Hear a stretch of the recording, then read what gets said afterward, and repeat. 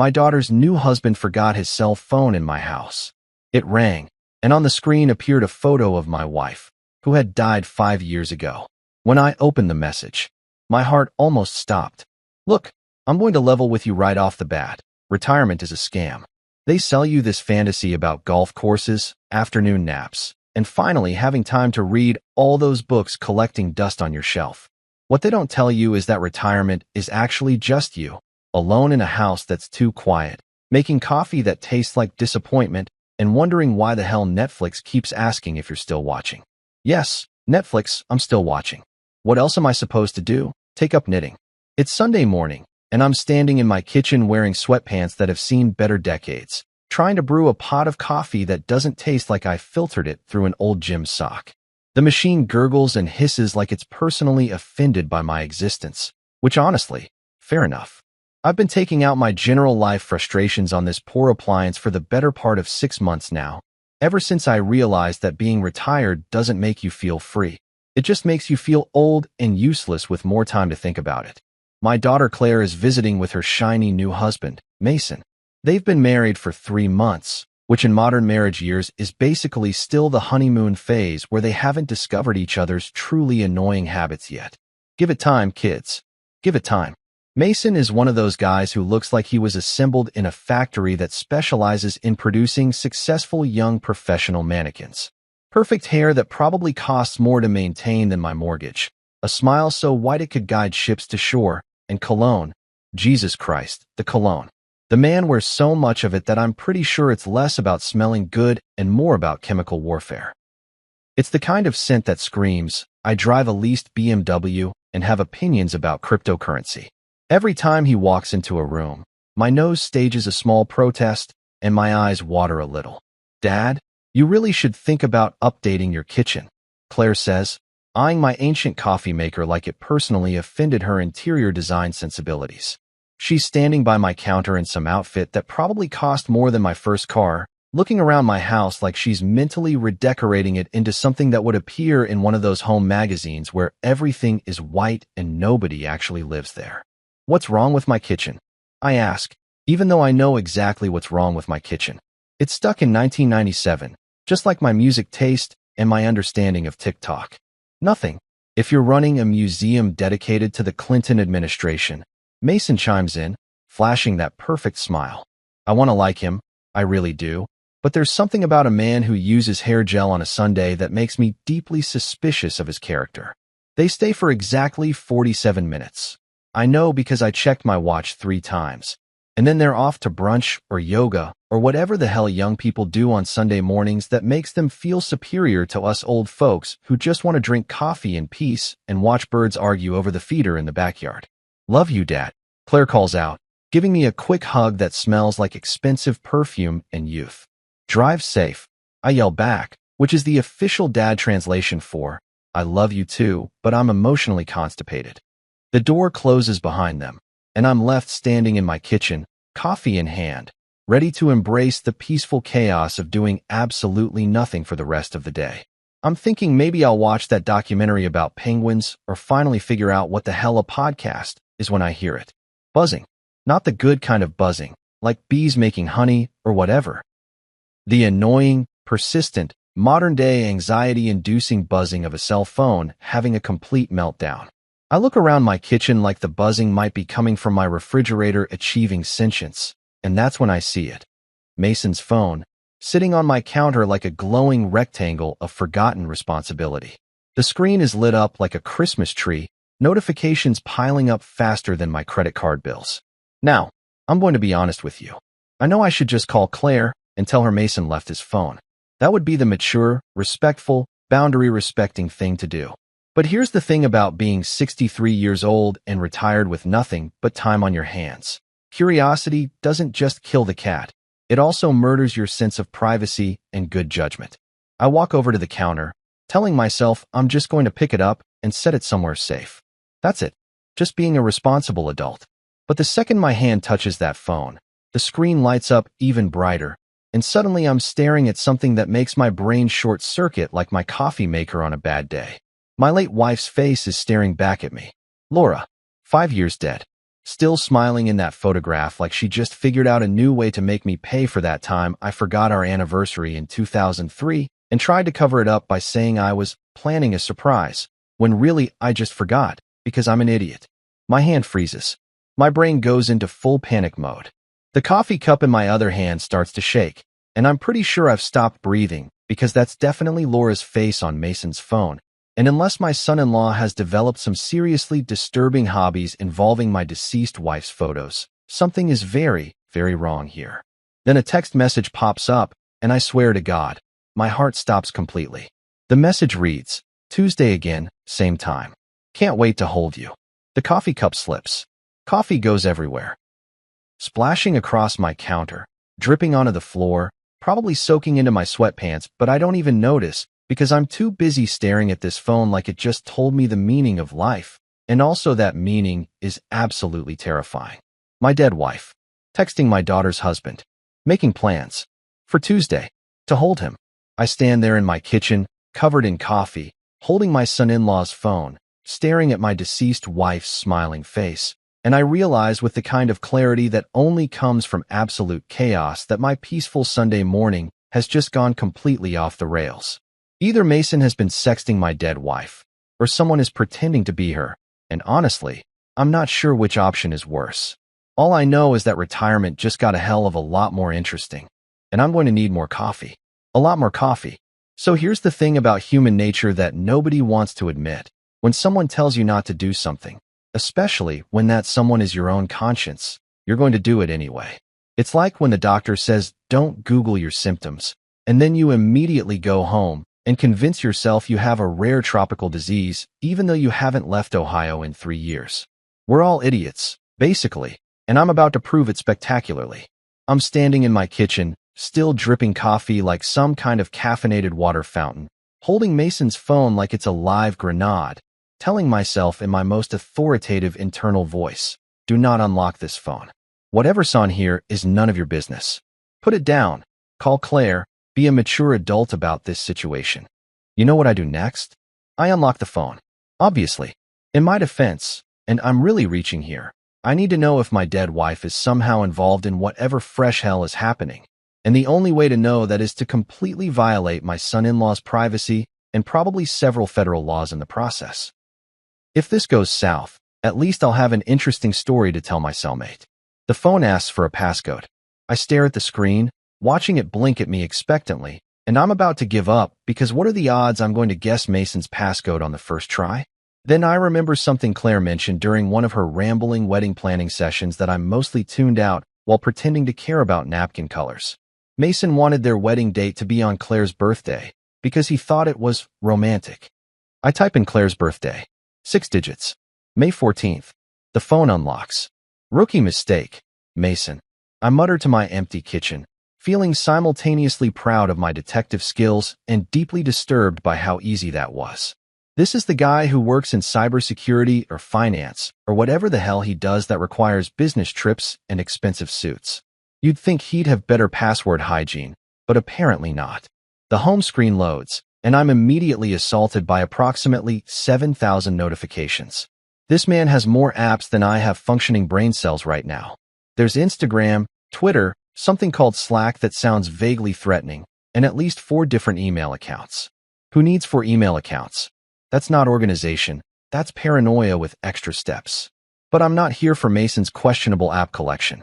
I'm here for answers about why my dead wife's face is appearing on his phone with flirty text messages. So I navigate to his messages with all the confidence of a man who has absolutely no idea what he's doing, but is committed to the bid anyway. I find a conversation. It's listed under the contact name L. Just the letter L. Not Laura, or mom's name that would be super creepy, or even a last name. Just L, which is either supposed to be discreet or Mason has the creativity of a brick. I tap on it, and the profile picture loads. There she is again. Laura, my wife, wearing that floral dress she absolutely hated. I remember that dress. She wore it exactly once to some charity function I dragged her to, and she complained the entire night about how it made her look like a couch from a retirement home. Her words, not mine. The fact that this is the picture someone chose is already weird because anyone who actually knew Laura would know she wouldn't be caught dead in that dress twice. Poor choice of words, considering. I start scrolling through the messages, and let me tell you, this is where things go from weird to, I'm definitely having a stroke, and this is all a hallucination territory. The text read like something out of a romance novel written by someone who's never actually experienced romance. I miss your laugh. You still smell like lilac. Can't wait to see you again, my darling. My darling. My darling. Laura never called anyone darling in her entire life. She called me jackass when I left my socks on the floor and idiot when I tried to assemble IKEA furniture without instructions. But darling? Never. Not once. Not even on our wedding day, when she was legally obligated to be nice to me. I keep scrolling, my thumb moving on autopilot while my brain tries to process what I'm seeing. Either Mason has developed a hobby in necromancy and figured out how to communicate with the dead via text message, which, honestly, if he could monetize that he'd make a fortune, or my late wife has been networking from the afterlife and has somehow figured out how to use a smartphone despite being, deceased. The messages go back months. Months. This isn't a recent thing or some weird glitch or a random coincidence. This is an ongoing conversation between my daughter's husband and someone pretending to be my dead wife, and I'm standing in my kitchen covered in coffee, trying not to have a complete mental breakdown. I scroll deeper, half expecting to see a Venmo request for ghostly rent or maybe a link to my wife's PayPal, because if we're going full paranormal here, might as well throw in some supernatural financial transactions. But instead, I find something that makes my blood run colder than the coffee currently soaking through my sweatpants. Photos. Not just one or two photos that could maybe be old pictures someone dug up from Facebook or whatever. I'm talking dozens of photos. Current photos. Photos that were definitely, absolutely, 100% taken after Laura died, because I was at her funeral and watched them lower a casket into the ground. And unless she pulled off the greatest magic trick in human history, she was definitely in that casket. I tap on the first photo, and my hands are shaking so badly I almost drop the phone. It's Laura, or someone who looks exactly like Laura, standing in front of a coffee shop I don't recognize. She's wearing clothes I've never seen before. Modern clothes. A jacket that's definitely from this decade, not from 5 years ago when she died. Her hair is styled differently, shorter than she used to wear it. She's smiling at the camera like she doesn't have a care in the world, like she isn't supposed to be 6 feet under in Greenwood Cemetery. The timestamp on the photo, 3 months ago. I swipe to the next photo. Laura, or Laura's doppelganger or Laura's ghost who somehow learned how to use Instagram filters, sitting at a restaurant. Different outfit. Different location. Timestamp, 6 weeks ago. Another swipe. Laura at a park. Laura in front of a bookstore.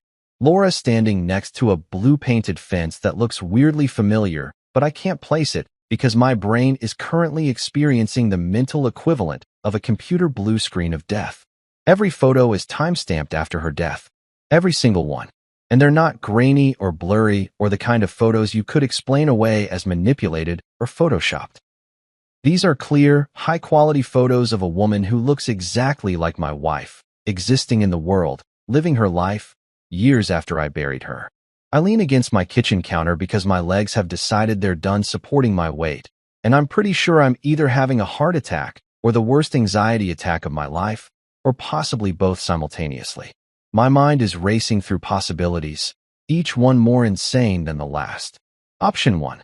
Someone is catfishing Mason using my dead wife's identity, which raises the question of who has access to recent photos of a woman who's been dead for 5 years, and also why they're pretending to be her to seduce my idiot son-in-law. Option 2. Laura somehow faked her death, has been alive this whole time, and is now having an affair with our daughter's husband, which would make her both alive and the worst person in human history. Option 3. I'm currently having a psychotic break and none of this is real, and I should probably call someone professional to help me. Option 4. I'm in a Netflix true crime documentary, and this is the part where the creepy music starts playing and some narrator with a really serious voice says, and that's when everything changed. I stare at the phone, at my wife's face smiling back at me from beyond the grave, and I realize with absolute certainty that my peaceful retirement just became a full-blown investigation into either supernatural phenomena or the most messed up catfishing scheme in history. Either way, I'm going to need a lot more coffee and probably a lawyer. Maybe a priest too, just to cover all my bases. I don't sleep that night. Not a single minute. I just lie there in bed, staring at my ceiling like it might suddenly reveal the secrets of the universe. Or at the very least, explain why my dead wife is apparently texting my son-in-law about holding him on Tuesdays. The ceiling offers no answers, which is typical because nothing in my life has been straightforward since Laura died, or didn't die, or whatever the hell is happening here.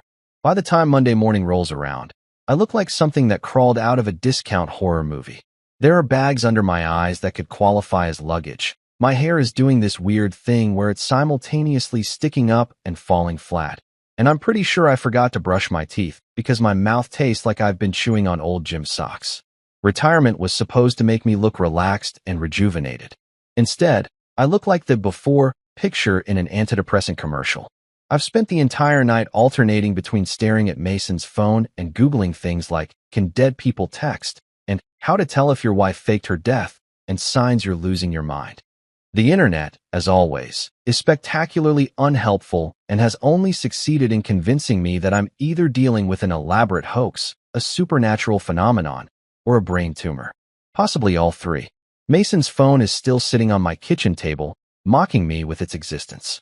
I keep expecting him to call or text from another phone asking where it is, but apparently my son-in-law is so attached to his devices that without one, he just ceases to function as a human being. Either that or Claire hasn't let him come up for air long enough to realize he's missing a vital organ. I'm on my fourth cup of coffee, the kind that tastes slightly less like regret than yesterday's batch, when I hear a knock on my door. It's that specific kind of knock that only family members do, the one that's less, may I come in, and more, I'm already coming in, this is just a courtesy warning.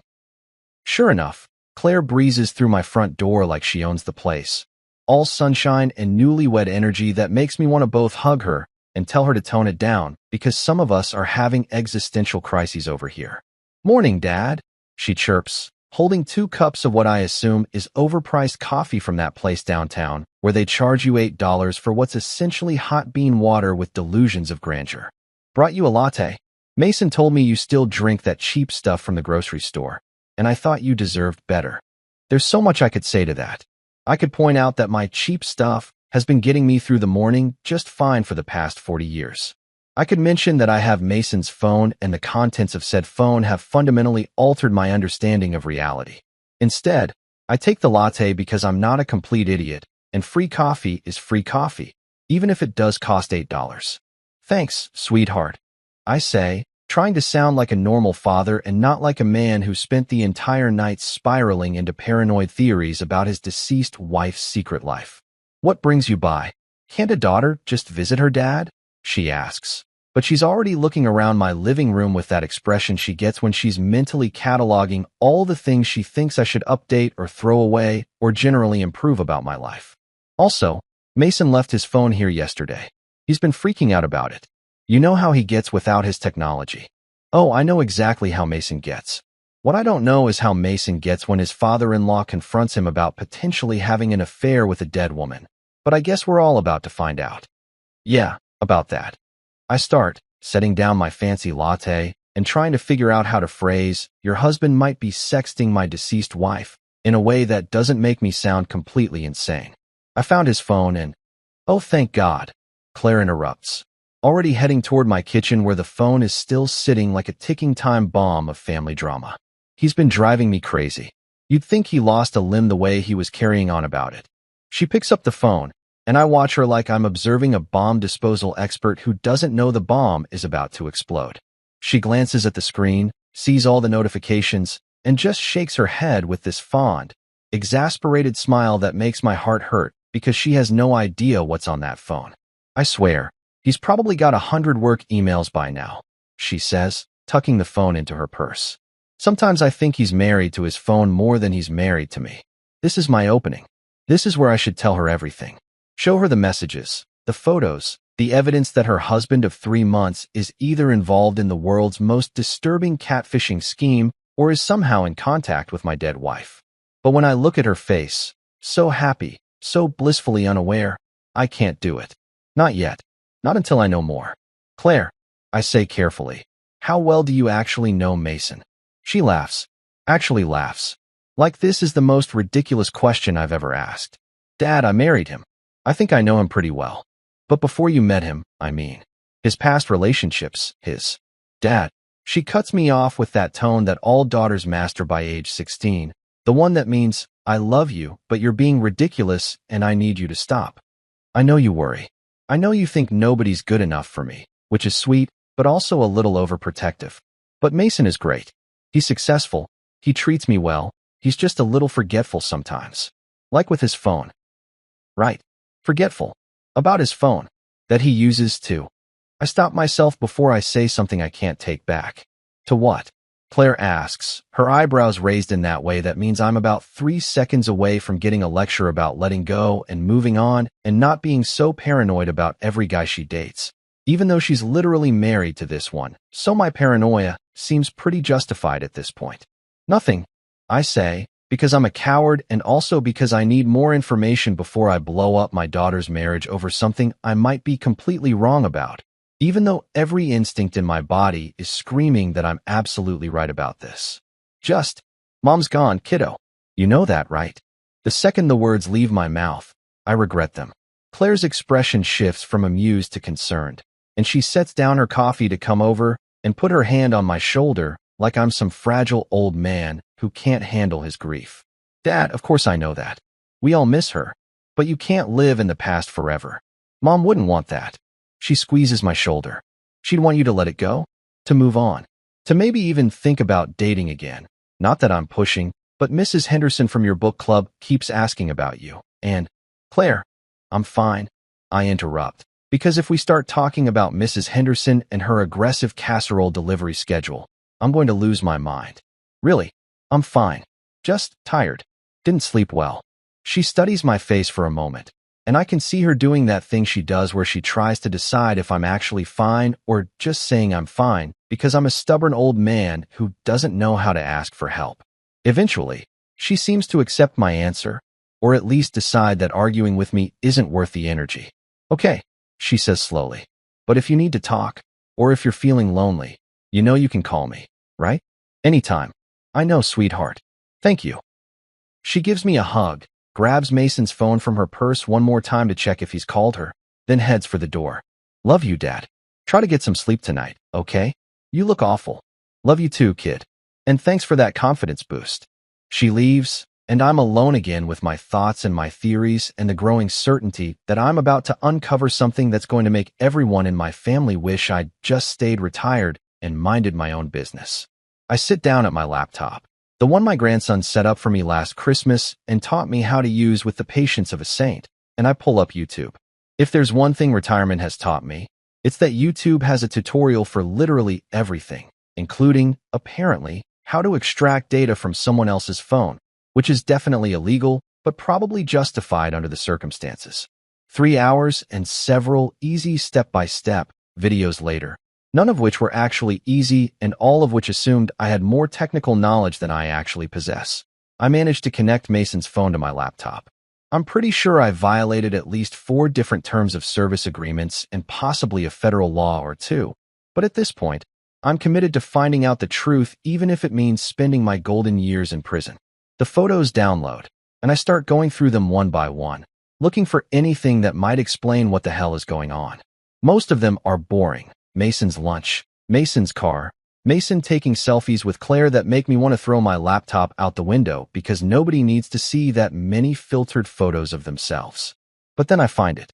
One small detail buried in a photo of Laura standing in front of some trees, smiling at the camera like she doesn't have a care in the world. Behind her, barely visible in the background, is a fence. A blue-painted fence. That exact specific shade of blue that I would recognize anywhere because I painted it myself 20 years ago during a weekend when Laura decided our lake cabin needed more personality. The cabin, Laura's favorite place in the world. The place where we spent summers and anniversaries and quiet weekends when we needed to escape from the chaos of regular life. The place I sold 6 months after her funeral because I couldn't stand going there without her, couldn't stand seeing her favorite chair empty or walking past her gardening tools, or remembering all the memories we made there. I sold it to some couple from out of state. Signed the papers. Watched them drive away with the keys. Said goodbye to that chapter of my life. So why is someone who looks exactly like my dead wife taking photos there? And who the hell is living in my old cabin? I sit back in my chair, and my stomach growls because apparently I forgot to eat anything today except coffee and more coffee. I should probably have some of that leftover lasagna in the fridge, the one Claire made last week that's sitting in there like a ticking time bomb of dairy-based indigestion. But food can wait. Sleep can wait. Everything can wait because I just found my first real lead, and I'll be damned if I'm going to let this go now. My wife's favorite cabin. The blue fence I painted. Photos time-stamped after her death. Someone's using that cabin. Someone who looks exactly like Laura. And I'm going to find out who, even if it kills me. Or gives me heartburn. At this point, both seem equally likely. I've made a lot of questionable decisions in my 63 years on this planet. There was that time I bought a timeshare in Florida that turned out to be a swamp with delusions of grandeur. The year I tried to cut my own hair to save money and ended up looking like I'd lost a fight with a lawnmower. That incident with the home brewery kit that nearly blew up my garage. But calling Frank DeLuca at 7 in the morning to recruit him for amateur detective work might actually top the list. Frank answers on the fourth ring, sounding like he gargled with gravel and chased it with sandpaper. This better be good. I was having a dream about fishing and I actually caught something, which never happens in real life. So you just ruined my only source of accomplishment. I need your help, I say, pacing around my kitchen like a caged animal who's had way too much coffee. Something's going on with Mason, and I think my wife might be involved. There's a long pause on the other end of the line. Long enough that I check to make sure the call didn't drop. Finally, Frank speaks, his voice cautious like he's talking to someone who might be having a mental breakdown. Buddy, Laura's been gone for 5 years. I know that, Frank. I was at the funeral. I gave the eulogy. I'm aware of the situation. Then what are you talking about? So I explain everything. The phone, the messages, the photos, the blue fence at the cabin. I lay it all out while Frank listens without interrupting, which is unusual because Frank normally interrupts everything, including movies, church sermons, and his own sentences. When I finish, there's another long silence. Then, so either someone's catfishing your son-in-law using your dead wife's identity, or Laura faked her death and is shacking up with Mason, or you've completely lost your mind and I need to drive you to the hospital. Those are our 3 options here. I'm not crazy, Frank. That's exactly what crazy people say. I should know. I arrested plenty of them. Frank retired from the police force 3 years ago after 30 years of service, which he now spends complaining about how the force has gone downhill and watching crime documentaries so he can yell at the TV about all the mistakes the detectives are making. But okay, let's say you're not crazy. What do you want me to do about it? I want to stake out Mason. See where he goes on Tuesdays. Follow him to the cabin if that's where he's going. I pause, then add, I need backup. Someone who knows what they're doing. I spent 30 years busting drug dealers and breaking up bar fights, Frank says dryly. The most cybercrime I ever investigated was some teenager stealing his neighbor's Wi-Fi password. But sure, I'll help you spy on your son-in-law. Not like I had anything better to do. My wife's been trying to get me to paint the garage for 6 months anyway, so this gives me a legitimate excuse to avoid it. We agree to meet at my house on Tuesday morning. That gives me a full day to prepare, which I spend doing absolutely nothing productive except Googling how to tail someone without being noticed and watching YouTube videos about surveillance techniques. Most of them seem to assume I have access to professional equipment and unlimited funds. I have neither.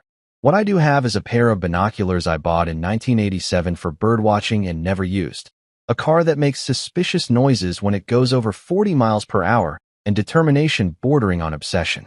Tuesday morning arrives with all the enthusiasm of a root canal. Frank shows up at my door wearing what I can only describe as a disguise that looks like it came from a Halloween store's clearance bin. He's got on a baseball cap, sunglasses that are about 3 sizes too big for his face, and, I kid you not, a fake mustache. What the hell are you wearing? I ask, staring at him like he just announced he's joining the circus. It's a disguise, Frank says, adjusting the mustache, which immediately starts peeling off on one side. We're doing surveillance. We need to blend in. Look inconspicuous. Frank, you look like a pedophile at a playground. Nobody's going to believe that's real. It cost me $12 at the pharmacy. It's plenty real. He tries to press the mustache back onto his upper lip, but it's fighting a losing battle against gravity and poor adhesive. Besides, you want to talk. You're wearing a shirt that says, "World's Best Grandpa," and you don't even have grandkids. Claire gave me this shirt. I'm being supportive of her future plans.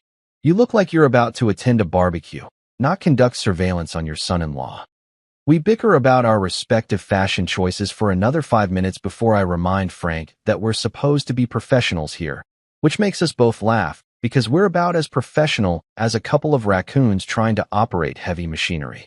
The plan, and I use that term loosely, is to follow Mason from his office to wherever he goes on Tuesday afternoons. According to Claire, he leaves work early every Tuesday for client meetings, which is apparently code for visiting someone who looks like your dead mother-in-law at a cabin. But we need proof. We need to see it with our own eyes because right now, all I have is circumstantial evidence and a growing certainty that I'm either solving a mystery or having a spectacular mental breakdown. We stake out Mason's office building, which is one of those modern glass structures downtown that looks like a PlayStation 4 standing on its end. Frank and I are parked across the street in my car, which is making concerning rattling noises that suggest it might be planning its own retirement soon. There, Frank says, pointing. His mustache has fallen off completely now and is sitting on the dashboard like a dead caterpillar. That's him, right? Sure enough, Mason emerges from the building at exactly 2:30, looking like he just walked off the set of a cologne commercial. He's checking his phone, presumably the one I violated extensively, and heading toward his car with the kind of purposeful stride that suggests he's got somewhere to be and someone to meet. Follow him, Frank says, like we're in some kind of cop drama, and he's the grizzled veteran teaching the rookie the ropes. I know how to follow someone, Frank. I'm not an idiot. You called me at 7 in the morning to help you spy on your daughter's husband. I'm questioning a lot of your life choices right now. Fair point. I start my car, which responds by making a noise like a dying walrus, and pull out into traffic about 3 cars behind Mason. Frank has somehow produced a pair of binoculars from his jacket, different from mine, significantly newer, probably actually functional, and is peering through them like we're on some kind of safari. Not so close, Frank hisses. You're going to spook him. I'm literally 4 cars behind him. He can't even see us. That's what you think. I've been made plenty of times during surveillance because some rookie got too close. Stay back. Be patient. We follow Mason through downtown, onto the highway, and then, just as I suspected, toward the county roads that lead to the Lake District where my old cabin is. My heart starts pounding harder than it has any right to at my age. This is it. This is confirmation. Mason is heading exactly where I thought he was heading. He's going to the cabin. I say, gripping the steering wheel so hard my knuckles turn white. Or he's going fishing, Frank offers, but even he doesn't sound convinced. Could be a coincidence. I don't believe in coincidences anymore. Not after finding those photos. We follow Mason for another 20 minutes, hanging back far enough that he won't notice us, but close enough that we don't lose him. Frank keeps providing unnecessary commentary about proper surveillance techniques, most of which I ignore because he's been retired long enough that he's probably forgotten half of what he learned anyway. Finally, Mason turns onto a dirt road. The same dirt road that leads to my old cabin. The same dirt road I drove down 1,000 times with Laura in the passenger seat, arguing about directions or what to have for dinner or whether we needed to stop for groceries. That's the road, I say quietly. That's the road to the cabin. Frank lowers his binoculars and looks at me. For once, he's not making jokes or complaining about his wife or his garage or anything else. He just looks serious, concerned, maybe even a little worried about what we're going to find. You sure you want to do this? He asks. Because once we go down there, once we see whatever's happening, you can't unsee it. You can't unknow it. I think about Claire, about her happiness, her marriage, her future. I think about Laura and the life we had and the funeral I attended and the grief I've been carrying for 5 years. I think about Mason and his stupid perfect hair and his cologne and his locked phone with messages from someone who's supposed to be dead. I'm sure, I say, and I turn onto the dirt road. We park about a quarter mile away from the cabin, hidden behind some trees that have grown taller since I last saw them. Frank grabs his binoculars. His mustache is now completely lost somewhere in my car, probably under the seat with old receipts and regret, and we make our way through the woods like a couple of geriatric commandos on our worst mission yet. And that's when we see it. Mason's car parked outside the cabin. Mason himself, standing by the door, holding a bouquet of flowers that probably cost more than my monthly electric bill. The door opens, and out walks Laura, or someone who looks exactly like her. Same height, same build, same way of moving that I'd recognize anywhere because I spent 38 years watching her move through the world. Holy shit, Frank whispers. Yeah, holy shit indeed. I've seen a lot of weird things in my life. I once watched a man at the grocery store argue with a cantaloupe for 10 minutes. I've witnessed my neighbor try to mow his lawn during a thunderstorm because he didn't want to fall behind on his schedule. I've even seen Frank try to assemble IKEA furniture sober, which resulted in something that looked less like a bookshelf and more like a modern art installation about human suffering. But watching my dead wife walk out of a cabin to greet my son-in-law with a hug that lasts way too long, that takes the cake, eats the cake, and then asks for seconds. Tell me you're seeing this too. I whisper to Frank, because at this point I'm about 50-50 on whether I'm actually witnessing this or having some kind of stress-induced hallucination brought on by too much coffee and not enough sleep. I'm seeing it, Frank confirms, his binoculars pressed so hard against his face that he's probably going to have circular marks around his eyes for the next week. And I gotta tell you, buddy, that's either your wife's twin, or the best damn makeup job I've ever seen. Through the binoculars, the ones I finally wrestled away from Frank because they're significantly better than my 1987 birdwatching special, I watch this woman who looks disturbingly like Laura laugh at something Mason says. It's her laugh. The same one I heard for 38 years. The same one that used to echo through our house when she found something genuinely funny, which wasn't often because Laura had high standards for comedy and I had dad jokes. She's wearing jeans and a blue sweater. Her hair shorter than Laura used to wear it, but styled in a way that's definitely intentional and probably cost money at an actual salon. She touches Mason's arm while she talks, casual and familiar, like they've done this before. Multiple times. Every Tuesday, apparently. We need to get closer, I say, already moving before Frank can protest. Bad idea, Frank hisses, grabbing my arm. Very bad idea. We should observe from a distance, gather intel, maybe take some photos for evidence. Frank, that's either my wife who faked her death or someone impersonating my wife to seduce my daughter's husband. Either way, I'm not just going to crouch in the bushes like some kind of perverted woodland creature. I'm going up there. At least let me do it, Frank argues, his voice taking on that reasonable tone he probably used when trying to talk drunk people out of bad decisions. You're too emotionally involved. You'll blow our cover. I'll go up, pretend I'm lost, ask for directions. You're not pretending to be lost without your mustache. You look too conspicuous now. I look distinguished. You look like someone's uncle who brings conspiracy theories to Thanksgiving dinner. We're still bickering in urgent whispers when Mason and the Laura lookalike disappear into the cabin, closing the door behind them. The windows are covered with curtains I don't recognize, which means whoever's living here has redecorated since I sold the place. Frank and I crouch behind a tree that's definitely not wide enough to hide both of us, which means we're basically just two old guys in the woods pretending we're invisible. If anyone looks out the window right now, we're screwed. What now? Frank asks. Now we wait. See how long he stays. See if we can get a better look at her when they come back out. And if they don't come back out for hours? You planning to camp out here? Because I didn't bring snacks and my knees are already starting to hate me. He's got a point. My knees aren't exactly thrilled with this situation either. Crouching in the woods at 63 is significantly less comfortable than it would have been at 23 or even 43. Everything hurts. My back is already starting to protest, and I'm pretty sure something just crawled over my shoe. 20 minutes pass. My legs are cramping. Frank has eaten an entire pack of mints he found in his pocket and is now complaining about how they're making him thirsty. I'm starting to think this whole plan was a terrible idea when the cabin door finally opens. Mason emerges first, looking relaxed and happy in a way that makes me want to punch him in his perfect face. Then she appears, and in the better light, I can see her more clearly. Holy mother of, Frank starts. Don't say it. I cut him off. But he's right. Up close. Well, as close as we can get while hiding behind inadequate foliage. This woman isn't just similar to Laura. She is Laura. We're close enough that I can't tell the difference. Same nose, same mouth, same way of holding her shoulders slightly back, like she's perpetually ready to argue with someone. She hands Mason something. Looks like a folder or envelope, and says something that makes him laugh. He kisses her on the cheek. On the cheek.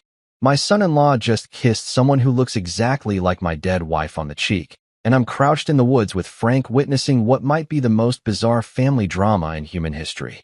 Then she speaks. Her voice carries across the clearing, and my heart stops completely. See you next week, darling. Same time. Darling. She called him darling, just like in the texts. Frank looks at me, his expression somewhere between shocked and impressed. Well, he says quietly, at least we know she's real. That's something. That's not Laura. I say, but I'm not even convincing myself. Can't be Laura. Laura's dead. We buried her. Did we? Frank asks. Because that woman right there looks pretty alive to me. I give Mason exactly 24 hours to come clean on his own, which he doesn't, because apparently honesty is a concept he's only vaguely familiar with, like flossing or reading terms and conditions before clicking I agree. Wednesday afternoon, I invite him over under the pretense of needing help with my computer issues, which is only partially a lie because I do have computer issues, mainly that I used it to violate his privacy and possibly several federal laws. He shows up wearing khakis and a polo shirt like he's about to sell me insurance, carrying his laptop because he thinks I actually need tech support. The irony would be hilarious if I wasn't so angry I could spit nails. Thanks for coming, Mason, I say, gesturing for him to sit at my kitchen table. Can I get you some coffee? Sure, Mr. Brennan. Thanks. He's using that voice people use when they think they're talking to someone who's technologically incompetent and possibly senile. So what's the problem with your computer? Oh, the computer's fine, I say, setting down a cup of coffee in front of him. It's working great, actually. Helped me discover all sorts of interesting things. Like, for instance, photos from your phone. The color drains from Mason's face faster than water down a broken garbage disposal. His hand freezes halfway to the coffee cup, and I swear I can actually see the moment his brain short-circuits trying to figure out how to spin this. What? I don't. My phone was here, but I didn't give you permission to. Permission? I laugh, and it comes out harsh enough that Mason flinches. You're sleeping with someone who looks exactly like my dead wife, and you want to talk about permission? That's rich, kid. That's really rich. Sir, I think you're confused. Grief can make you see things, make you imagine. Buddy, I interrupt, leaning forward on the table. I've seen tax forms scarier than you. Don't try to gaslight me. I'm old, not stupid. There's a difference. Mason's practically vibrating with anxiety now, his leg bouncing under the table like he's trying to tap out Morse code for help me. Sweat is forming on his forehead, and I'm pretty sure if I had any houseplants, he could water them just by standing near them. Mr. Brennan, I can explain. Then explain. Because right now, the way I see it, you've been having an affair with someone who's either impersonating my deceased wife or my deceased wife, and I can't decide which option makes me want to strangle you more. He takes a shaky breath, and I can see him cycling through his options. Deny everything, run away, fake a heart attack. Instead, he does something I don't expect. He deflates completely, shoulders slumping like someone let all the air out of his ego. Her name is Lucy, he says quietly, staring at his untouched coffee. I met her at a grief support group 6 months ago. She introduced herself as Laura, said she'd been on a spiritual retreat after faking her death to escape some dangerous situation. I know how it sounds, but she knew things. Personal things about your family. About you. A spiritual retreat.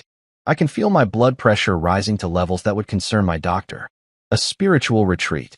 And you bought that? You didn't think to maybe fact-check this information? Google her? Ask literally anyone. I thought fact-checking was more of a journalist thing. Mason mumbles, and I have to grip the edge of the table to keep from throwing my coffee at him. It's a human thing, Mason. It's called using your brain. It's called not being a complete. I stop myself, take a breath, count to 5 because 10 seems excessive. Did you ever think about what this would do to Claire? To our family? Did you think at all? Or were you too busy being seduced by a woman claiming to be your mother-in-law? She's not. We weren't. It wasn't like that. Mason's face is bright red now, and he's talking too fast, words tumbling over each other. She said she needed help, that she couldn't reveal herself yet, that there were people looking for her. She asked me to keep it secret just until she could figure things out. I was trying to help. Help? I stand up because sitting is no longer containing my rage. You were helping by sneaking around with her every Tuesday? By kissing her outside a cabin? By calling her darling in text messages? I was just being friendly. If stupidity were a crime, Mason, you'd get life without parole. No chance of parole. They'd throw away the key and use your case as a warning to others. Mason looks like he might actually cry, which would normally make me feel bad, except I'm too busy being furious and confused and trying to figure out who the hell Lucy is and why she's pretending to be my dead wife. I'm sorry, he whispers. I'm so sorry. I didn't mean. I thought I was doing the right thing. Yeah, well, the road to hell is paved with idiots who thought they were doing the right thing. I sit back down, suddenly exhausted. We're going to fix this. Together. And then you're going to tell Claire everything. Because I'm not keeping this secret for you. She'll leave me. Probably. But that's what happens when you make catastrophically stupid decisions. Mason is still sitting at my kitchen table looking like a kicked puppy who just realized he ate homework that wasn't his to eat. And I'm pacing back and forth trying to decide if I should call Claire right now or wait until I have more information. Part of me wants to protect my daughter from the truth for as long as possible, and the other part of me, the angry, vindictive part, wants to call her immediately just to watch Mason squirm. I'm about to make this decision when there's a knock at my door. Not Claire's knock. Not Frank's knock. This one is measured, calm, almost polite. The kind of knock that suggests the person on the other side is either very civilized or very dangerous. And honestly, at this point in my week, it could go either way. Mason's head snaps up, his eyes going wide with panic. That might be. Don't answer it. Please don't answer it. Oh, I'm absolutely answering it. I say, already heading for the door. At this point, I don't care if it's the FBI, the IRS, or Girl Scouts selling cookies. Actually, I hope it's Girl Scouts. I could use some thin mints to get through this nightmare. I open the door, and there she is. Laura. Or Lucy. Or whoever the hell this woman is who's been pretending to be my deceased wife and turning my retirement into a psychological thriller I never asked to be part of. She's standing on my porch holding a basket of muffins like she's some kind of suburban Martha Stewart who definitely hasn't been catfishing my son-in-law and impersonating dead people. The muffins smell like blueberries and fresh-baked lies. Hello, Richard, she says, and her voice is Laura's voice, but not quite. Like someone doing a really good impression, but missing some essential quality I can't quite name. I think we need to talk. I stare at her, then at the muffins, then back at her. My brain is doing that thing where it tries to process too much information at once and just sort of gives up and starts playing elevator music instead. Murderers don't bake, right? I finally say, which is possibly the stupidest thing I've ever said. And I once told a cop that I couldn't have been speeding because my car wasn't capable of going that fast, which was both a lie and an insult to my own vehicle. She smiles, Laura's smile, but different, and walks past me into my house without invitation, which is either incredibly rude or incredibly brave considering I'm still debating whether to call the police, a priest, or a psychiatric hospital. Mason has gone completely white. Like printer paper white. The kind of white that suggests his soul has left his body and is probably halfway to Mexico by now, leaving just an empty shell of a man who made terrible life choices. Lucy, he croaks. What are you doing here? Cleaning up your mess, apparently, Lucy says, setting the muffins down on my kitchen counter with the kind of confidence that suggests she's done this before. Done what? Exactly, I'm not sure. Brought baked goods to people she's been deceiving? Showed up uninvited to explain complicated fraud schemes? Richard, I know you have questions. Questions? I laugh, and it comes out slightly unhinged. Lady, I have more than questions. I have concerns. I have theories. I have a desperate need to understand why you look exactly like my dead wife, and have been playing house with my daughter's husband at my old lake cabin. Start talking, and it better be good, because I'm about 2 seconds away from calling every law enforcement agency I can think of. She sits down at my kitchen table like we're about to have a casual chat about the weather, not a confrontation about identity theft and possible fraud. Mason looks like he wants to melt into the floor. I remain standing because sitting would imply I'm comfortable with this situation, and I am absolutely not comfortable. My name is Lucy Brennan, she begins, and that last name hits me like a slap. I'm Laura's twin sister. Identical twin. And before you say you didn't know Laura had a twin, That's because we were separated as children and placed in different families through a very complicated situation involving witness protection. I open my mouth. Close it. Open it again. I must look like a fish that's having an existential crisis. Witness protection. Twin sister. You expect me to believe. I don't expect you to believe anything. Lucy interrupts calmly. I'm just telling you the truth. Laura and I were switched at various points in our lives as part of a protection program involving our biological father's testimony against a fraud ring. Your late business partner, Harold Mitchell, was part of that ring. Harold. The name lands like a brick through a window. Harold Mitchell, my business partner for 15 years until he died in a car accident 3 years ago. Harold, who always seemed to have money problems despite our business doing well. Harold, who Laura never liked and never trusted. You're telling me Harold was involved in fraud? I sit down now because my legs have decided they're done supporting my weight during this conversation. And that somehow involves you pretending to be Laura? I wasn't pretending to be Laura, Lucy says. I was trying to expose the people Harold was working with. They're still operating, still running scams, and they've been targeting families connected to the original case, including yours. I needed access to information, connections, anything that could help me build a case against them. So you seduced my son-in-law. I gesture at Mason, who looks like he wishes he could disappear into another dimension. That was your brilliant plan. I didn't seduce anyone, Lucy says sharply. Mason approached me at a grief support group. I saw an opportunity to get close to your family without revealing who I really was. I told him I was Laura, back from hiding, and he believed me because she glances at Mason with something that might be pity or might be contempt. He's not very good at critical thinking. Hey, Mason protests weakly, but nobody pays attention to him. This is insane, I say, rubbing my temples where a headache is forming that's going to require prescription medication and possibly a vacation. This sounds like a plot from a daytime TV show. A bad daytime TV show. The kind that gets canceled after one season. I know how it sounds, Lucy says. But it's the truth. I have documentation. Proof. Everything you need to verify what I'm saying. I was going to come to you eventually, but I needed more time to gather evidence. And then Mason complicated things by being an idiot? I suggest. I was going to say emotionally vulnerable and easily manipulated. But yes, essentially an idiot. The front door bursts open. I really need to start locking that thing. And Frank barges in, slightly out of breath, holding something in his hand that takes me a moment to recognize as his fake mustache from yesterday's surveillance adventure. I knew it. Frank announces triumphantly, waving the mustache like a trophy. I told you she was trouble. I could sense it. 30 years on the force, you develop instincts about these things. Frank, you thought she was a ghost. A troublesome ghost. I was partially right. He notices Lucy sitting at my table and points at her dramatically. You? I saw you at the cabin. You're the Laura imposter. I'm not an imposter, Lucy says with impressive patience. I'm Laura's identical twin sister, and I'm trying to expose a fraud ring. Frank blinks. Processes. Blinks again. Well, that's new information. You think. I mutter. Mason, who has been silent for the past several minutes, suddenly makes a small whimpering sound. We all turn to look at him just in time to see his eyes roll back in his head. He doesn't faint metaphorically or dramatically. He just goes down like a sack of potatoes, sliding off his chair and hitting my kitchen floor with a thud that makes me wince, because that's definitely going to bruise.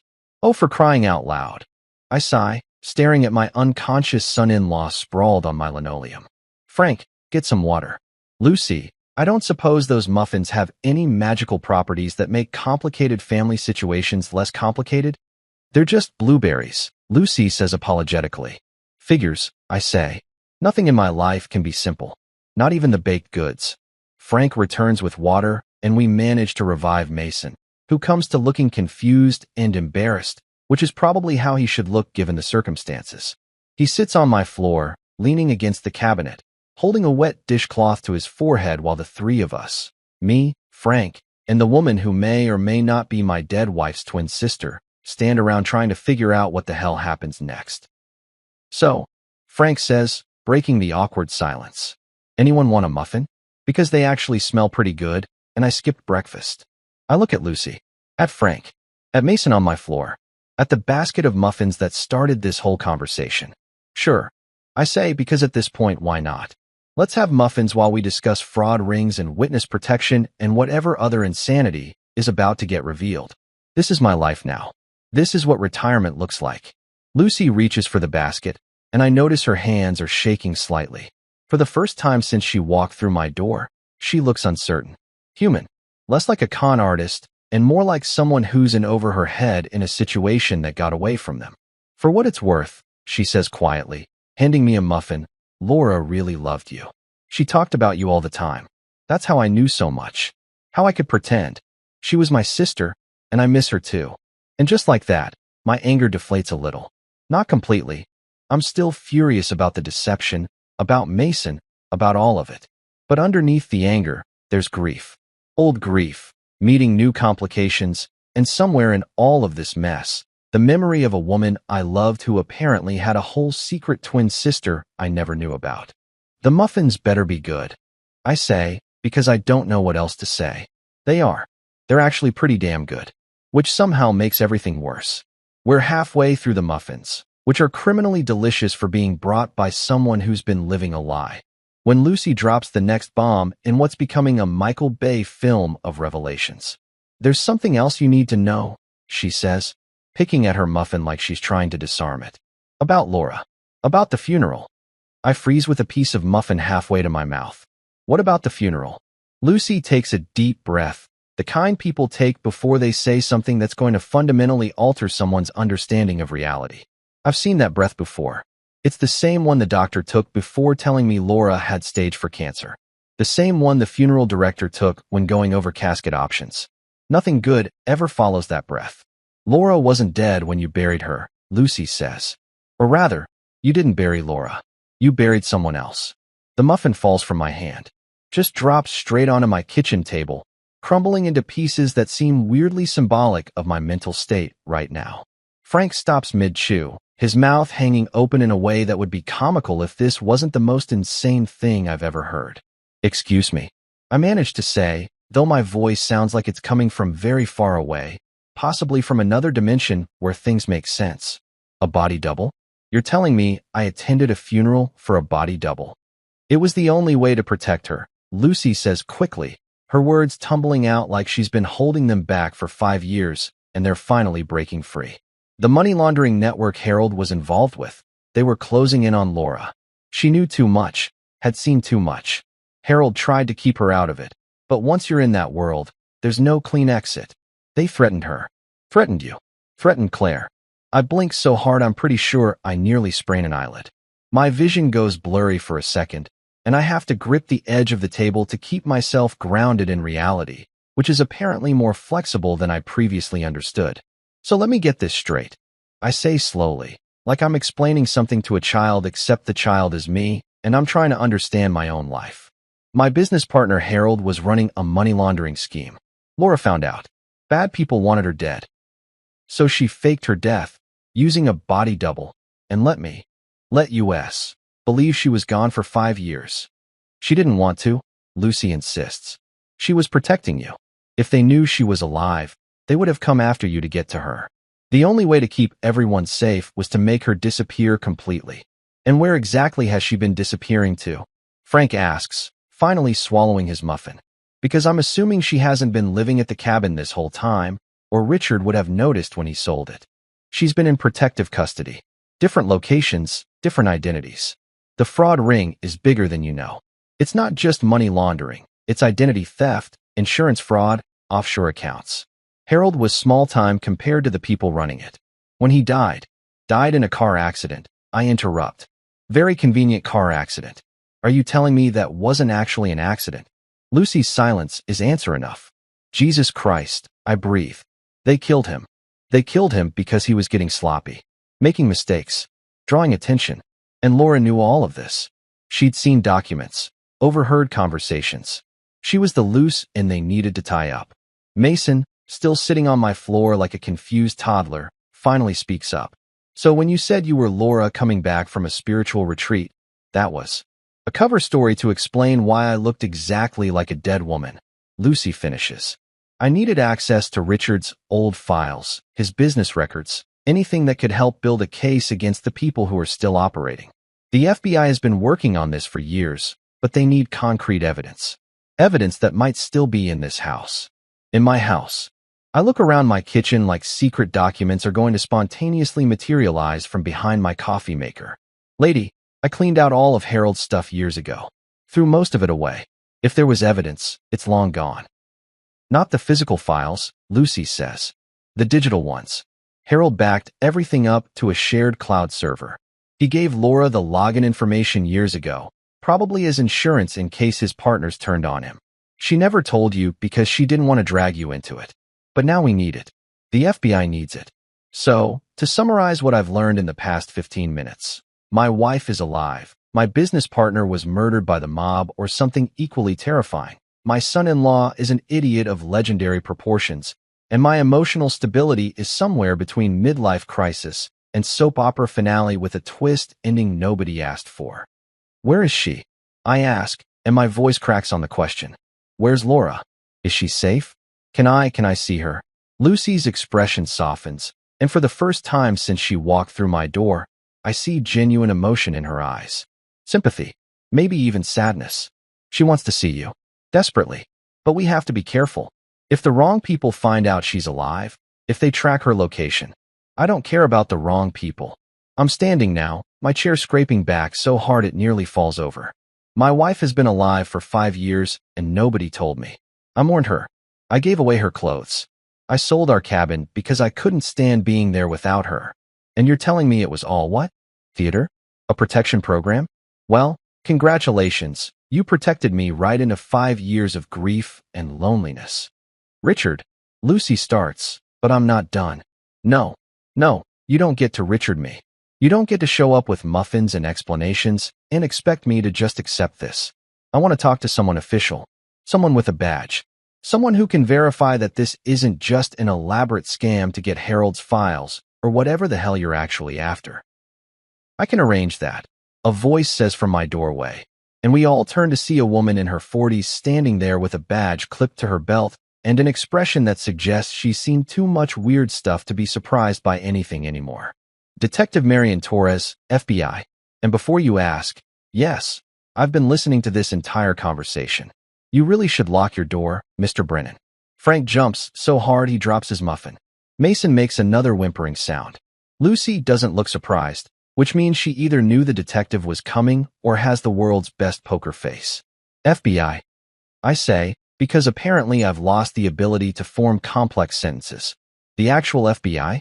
The actual FBI, Detective Torres confirms, walking into my kitchen like she owns it.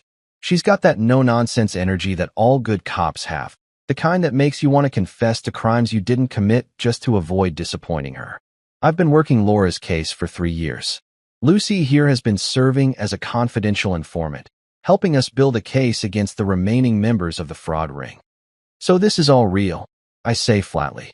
This whole insane story is actually real. Unfortunately, yes.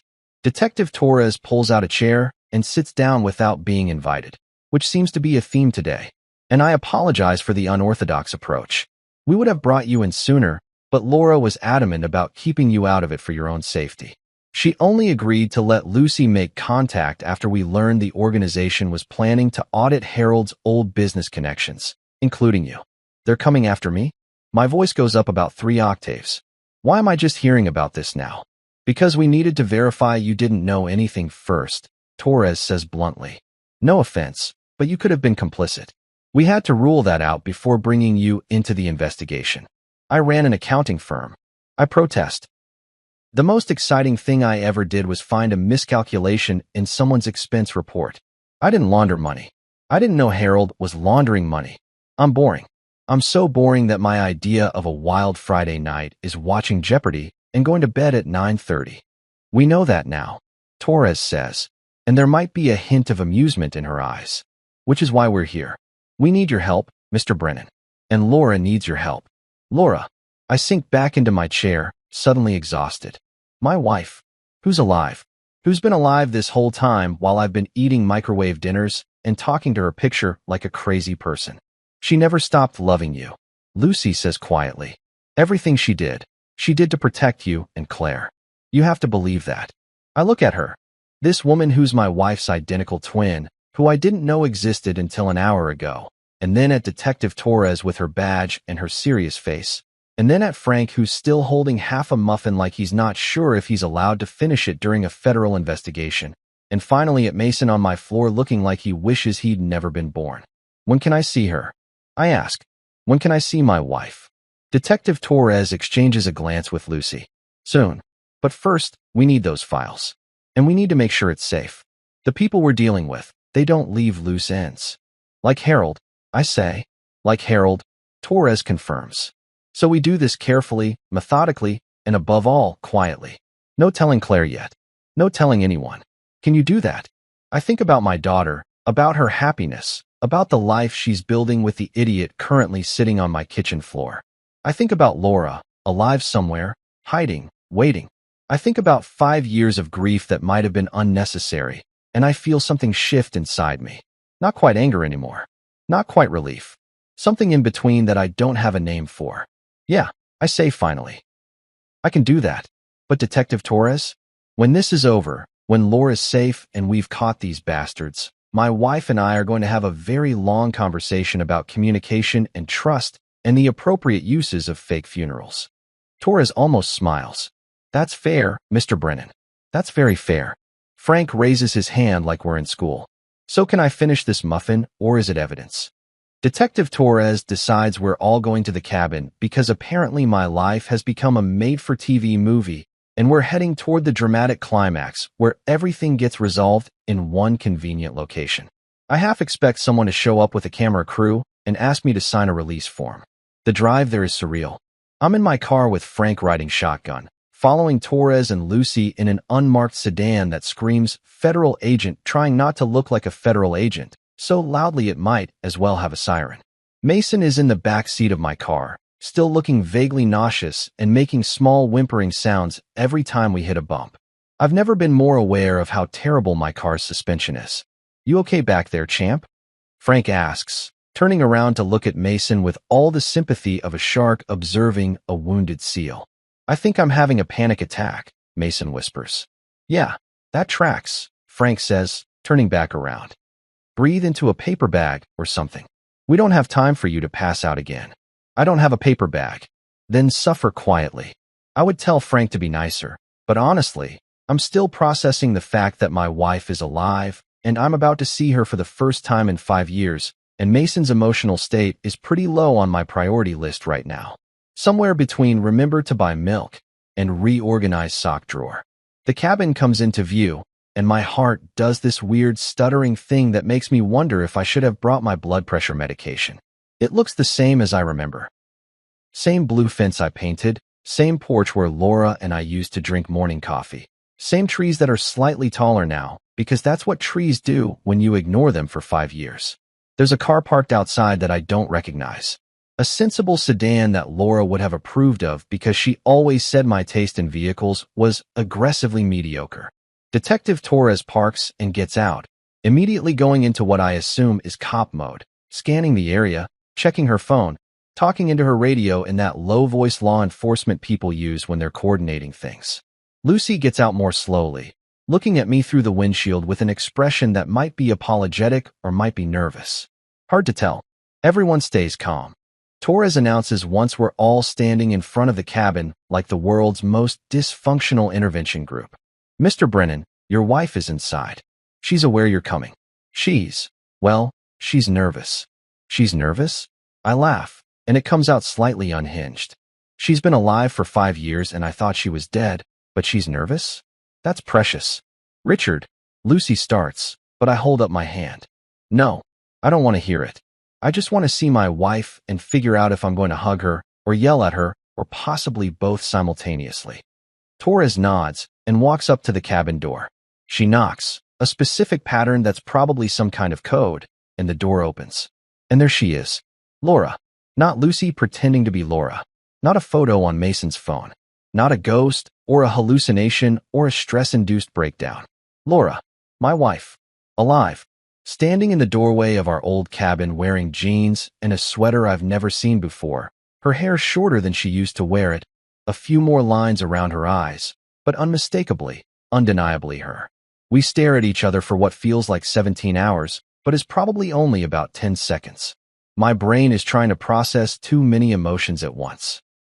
Relief, anger, joy, betrayal, love, confusion, and it's like someone dumped an entire emotional buffet on my plate and expected me to eat it all at once without choking.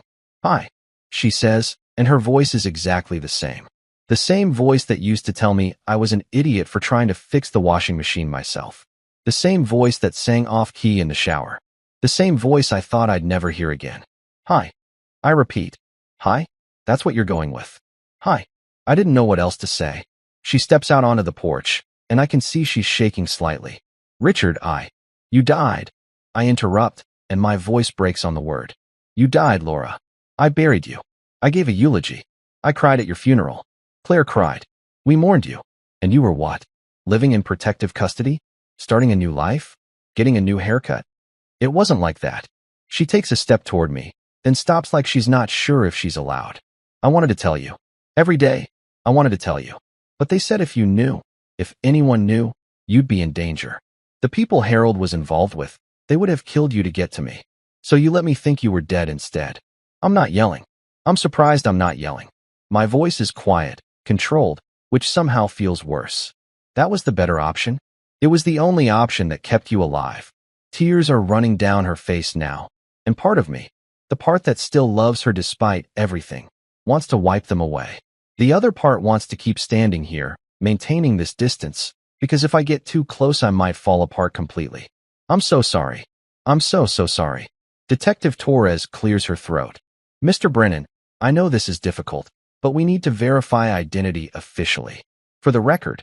She pulls out some kind of fingerprint scanner that looks like it belongs in a science fiction movie, and Laura holds out her hand without being asked. The scanner beeps. Torres checks something on her phone, then nods. "Confirmed. This is Laura Marie Brennan, your wife. Officially verified via fingerprints that match her original records." "Well, that's something," Frank mutters. "At least we're not dealing with a clone situation. That would be awkward." Laura looks past me to the group assembled in our old cabin's yard. She sees Lucy and nods slightly. Then she sees Mason, and her expression shifts to something between confusion and disgust. Why is Claire's husband here?" she asks. "Long story," I say. "Short version.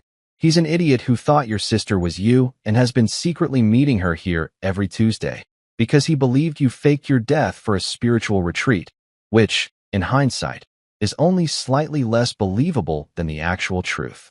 Laura blinks, processes, turns to look at Mason with an expression that could melt steel. "You've been doing what?" Mason, to his credit or possibly his extreme stupidity, actually tries to explain. "I thought I was helping. Lucy said she was you, and she needed. My sister told you she was me, your mother-in-law, and you didn't think that was weird?" Laura's voice has that quality it used to get when she was about to demolish someone verbally. "I've missed that voice. You didn't think to mention to your wife that her supposedly dead mother was alive and asking you to meet her secretly?" "I was confused." Mason protests weakly. "You're always confused," Frank adds helpfully. "It's kind of your thing." Detective Torres steps in before Laura can tear into Mason further, which is probably for the best, because I'm not sure my heart can handle watching my wife verbally destroy my son-in-law while also processing the fact that she's alive. We need to focus.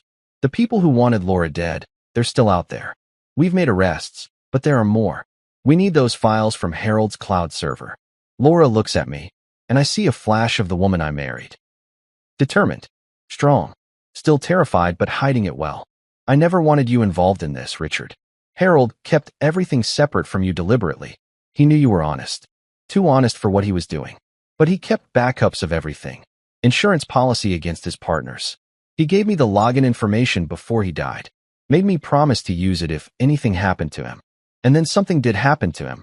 I say, they killed him. They killed him because he was going to turn witness," Laura confirms. "And I was the only one who knew where the evidence was. So I had to disappear.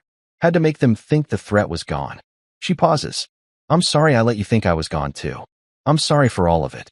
I stand there, heart conflicted between love and fury and this strange urge to laugh, because the absurdity of this entire situation is so overwhelming that laughing seems like the only reasonable response. My wife faked her death. My business partner was murdered by mobsters. My son-in-law has been meeting my dead wife's twin sister at our old cabin. This is my life. This is what retirement looks like. You could have just texted me. I finally say, and I can hear the edge of hysteria in my voice trying to masquerade as humor. Laura laughs through her tears. Actually laughs? And it's such a familiar sound that something in my chest cracks up. Detective Torres's radio crackles, and she steps away to answer it. When she comes back, she's all business. We've got movement on the suspects. 3 arrests made in the past hour based on preliminary evidence. We need those files now to make everything stick. Laura nods and pulls out a piece of paper from her pocket. Here's the login information. Everything Harold backed up is there. Transactions, communications, client lists. Everything you need. Torres takes the paper and immediately gets on her phone, relaying information to someone. Within minutes, there are more cars pulling up, actual FBI agents with windbreakers that say FBI on them because subtlety is apparently not required anymore. The next hour is a blur of activity. Agents going in and out of the cabin. Torres coordinating arrests. Someone setting up a laptop to access Harold's files. Frank eating another muffin that Lucy apparently brought multiple baskets of. Mason sitting on the porch steps looking like he's contemplating every life choice that led him to this moment. And Laura and I just stand there, a few feet apart, not quite touching, not quite talking, just existing in each other's space for the first time in 5 years. Eventually, Torres comes back over. We've got what we need. The remaining members of the organization are being rounded up as we speak. This is over, Mrs. Brennan. You're safe now. You both are. She hands each of us a brochure. I look down at it. Trauma-Informed Therapy, a guide to processing complex grief and family reunification. Therapy brochures, I say flatly. The FBI gives out therapy brochures. Standard protocol for situations like this, Torres says without a trace of irony. You've both been through significant trauma. Professional help is recommended. Situations like this, Laura repeats. How many situations like this are there? More than you'd think. Less than would make a good reality TV show. Months later, I'm standing in a church watching my daughter renew her vows with the man who thought having a secret relationship with his supposedly dead mother-in-law was a reasonable life choice. The fact that this is happening at all is a testament to either Claire's capacity for forgiveness or her commitment to sunk costs, and I'm honestly not sure which. The therapy brochures Detective Torres gave us weren't just suggestions, they were requirements. Laura and I have been attending couples counseling with Dr. Patricia Henderson, a woman who has the patience of a saint and the ability to make both of us feel like we're crazy without actually saying we're crazy. It's a gift, really. She's helped us work through what she calls complex grief layered with betrayal trauma and existential confusion, which is therapists speak for, your marriage is a dumpster fire, but we can probably save it. The rebuilding process has been slow, awkward. There were a lot of conversations that started with, I can't believe you, and ended with one of us crying or both of us laughing because the alternative was screaming into the void. We've had to relearn each other. Laura's different now, harder in some ways, more cautious, with shadows in her eyes that weren't there before. I'm different too, apparently. According to Laura, I've become aggressively set in my ways and emotionally constipated even by retirement standards, which seems harsh but might be accurate. We're taking it slow. She moved back into the house 3 months ago, but she has her own room because Dr. Henderson said something about establishing boundaries and rebuilding intimacy gradually, which I think means we're basically roommates who used to be married and might be married again if we can figure out how to be in the same space without one of us bringing up the fake funeral. Claire found out the truth about 2 weeks after the cabin showdown. We sat her down. Me, Laura, and Detective Torres, because apparently we needed professional backup to tell my daughter that her mother wasn't actually dead and her husband was an idiot. Claire went through what Dr. Henderson would probably call the stages of grief in reverse, starting with disbelief, cycling through anger, and eventually landing on a kind of exhausted acceptance that her family is functionally insane. She almost left Mason. Should have left Mason, in my opinion. But I kept that opinion to myself because Dr. Henderson said something about supporting Claire's agency and avoiding patriarchal control patterns. So I bit my tongue and watched my daughter work through her own therapy with a different therapist, thank God, because having the whole family see the same therapist seemed like it would get complicated. Mason, for his part, has been doing what I can only describe as aggressive groveling. He quit his job and started working at a nonprofit that helps fraud victims, which Laura said was either genuine remorse or extremely calculated image rehabilitation. He goes to therapy 3 times a week. He deleted all his social media. He leaves his phone face up on the table during dinner to prove he has nothing to hide, which is honestly just sad at this point.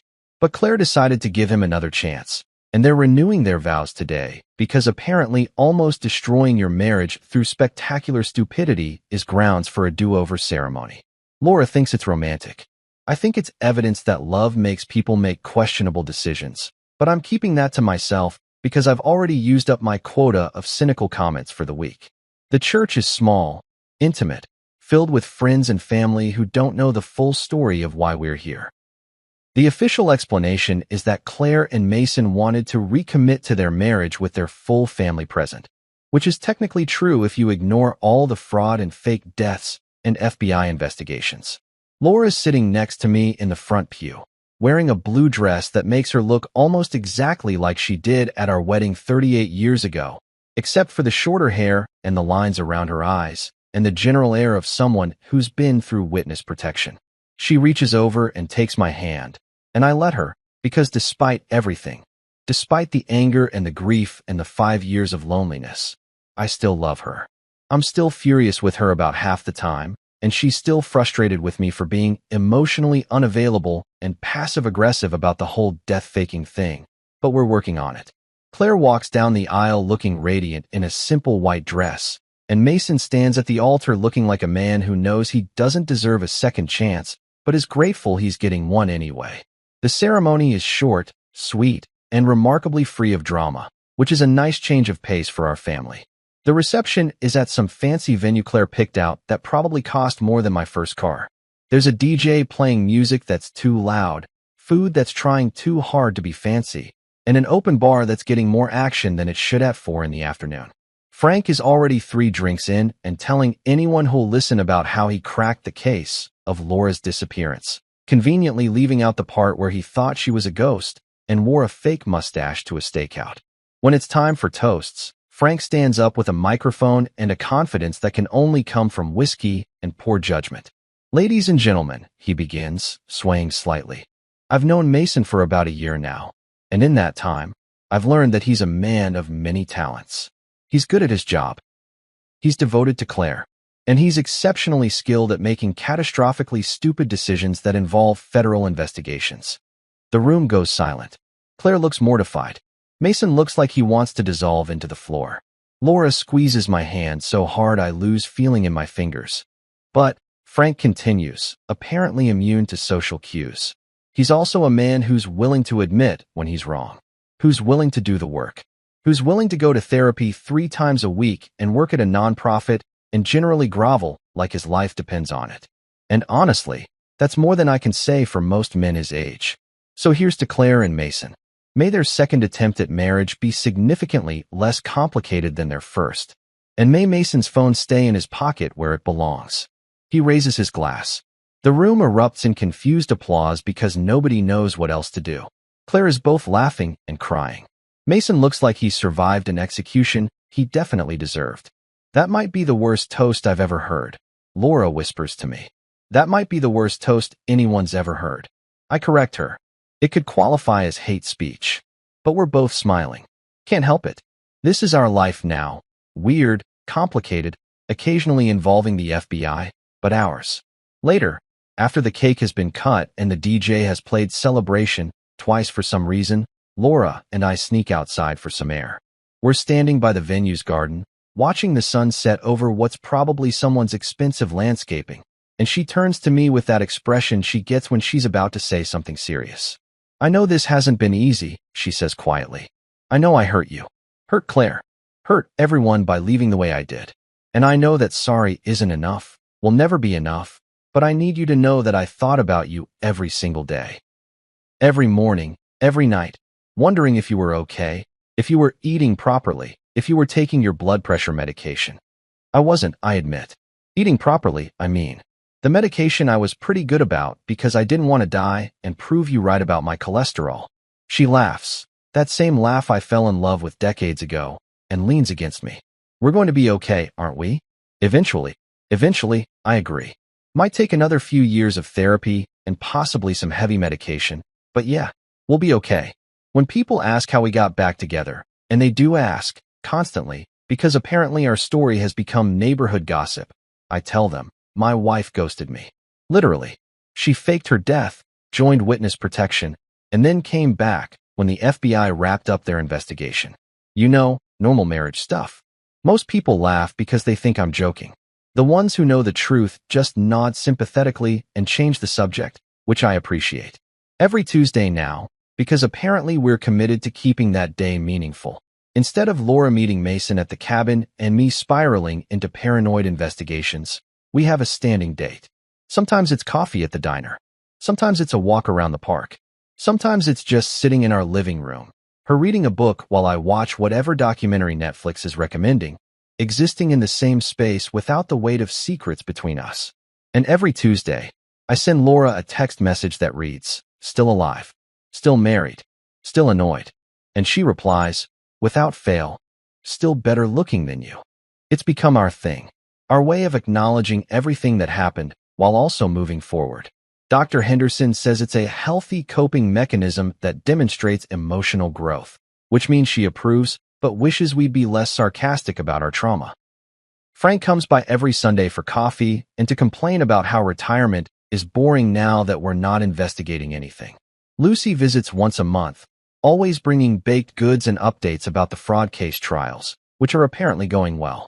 Mason keeps his distance but sends awkward cards on holidays that say things like, "Thank you for not having me arrested," and "Hope you're both doing well, sorry again about everything." Claire stops by twice a week, sometimes with Mason, sometimes without. She's found a new appreciation for our family's dysfunction, saying it's given her perspective on what a healthy marriage actually looks like, which I think is both a compliment and an insult, but I'll take it.